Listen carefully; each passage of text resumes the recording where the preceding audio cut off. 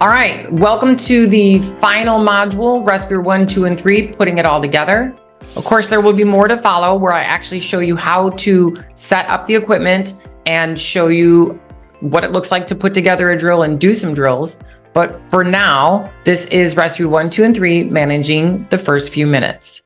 What are the roles of 1, 2, and 3? Regardless of where you work, regardless of the equipment you have, CodePRep works with whatever you have. We meet our teams where they are and we use what they have. So our goal is to manage the first few minutes like rock stars. Remember, airway is always a priority if you're in the pediatric setting. And don't worry, we will get to the advanced measures. We will get into the drugs. We will get into the cart. We can do all that stuff, but not yet. We're starting out with the foundations, and that is your goal as a coach, to build a very solid foundation in your teams. So here we go. Who is rescuer 1, 2, and 3? Again, everybody is rescuer 1, 2, and 3. Rescuer 1, recognize the problem, call for help, and act. You've been through this before, so I'm not going to spend a whole lot of time here. Rescuer 2, you hear the call, you're the closest up. Your first job when you arrive is to be sure that Sally, who's doing compressions, is supported. So number 1, Sally, take a breath. We've got this.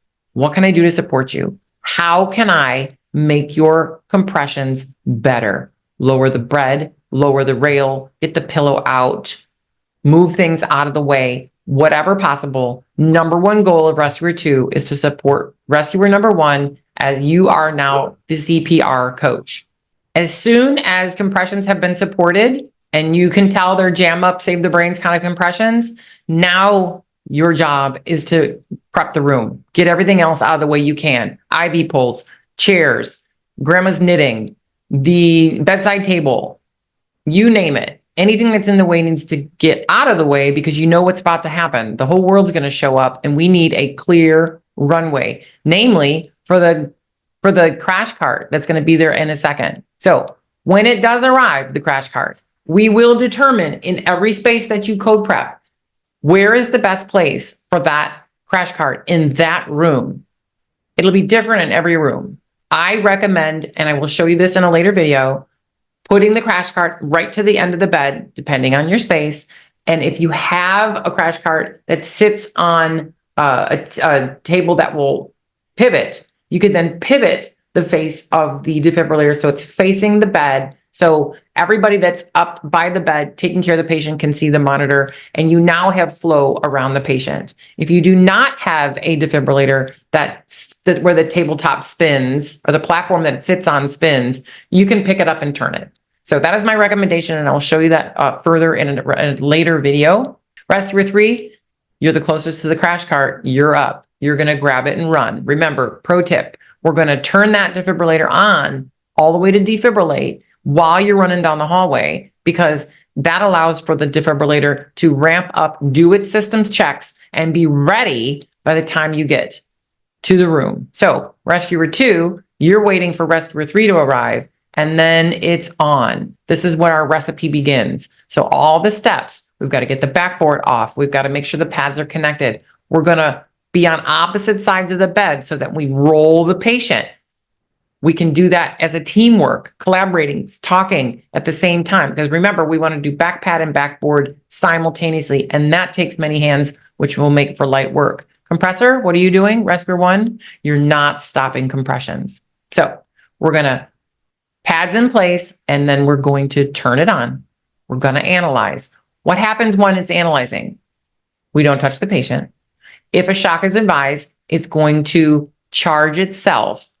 Beep. And I'll tell you what, while it's making that sound, most people fall out. You are 100% safe to continue bonus compressions. You can get 1, 2, 3, 4, 5, 6 more compressions in while the unit is charging, so that when it is charged, your compressor, who is ever on the other side of the bed, will now be identified to hover. Everyone will clear, will shock, and now the next compressor starts. It's quite smooth, and now you are cooking with oil. So rescuer 1, you're up. You found the person. You're beginning your compressions too. CPR coach is the number 1 responsibility. Eyes on the prize. Calm Sally down. Take a deep breath. slow the compressions or speed them up, whatever it needs to be, then get everything out of the way possible, and then collaborate with rescuer 3 when he gets there with all of the equipment, place the pads, compressions continue going, analyze, shock if advised. If not shock advised, your handy 2-minute clock has started and you're off to the races.